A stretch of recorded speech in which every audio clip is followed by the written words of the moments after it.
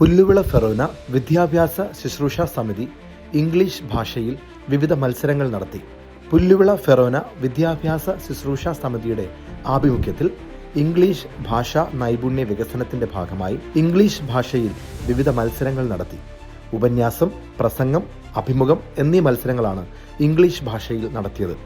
ജനുവരി 10 ശനിയാഴ്ച കരിങ്കുളം സൗഹൃദം ഹാളിൽ വെച്ച് നടന്ന പരിപാടിയിൽ UP, HS, HSS എന്നീ വിഭാഗങ്ങളിലായി 40 വിദ്യാർത്ഥികൾ പങ്കെടുത്തു. പുല്ലുവിള, പുതിയതുറ, കൊല്ലങ്കോട്, കൊച്ചുപള്ളി എന്നീ ഇടവകളിലെ വിദ്യാർത്ഥികൾ 1, 2, 3 സ്ഥാനങ്ങൾ കരസ്ഥമാക്കി.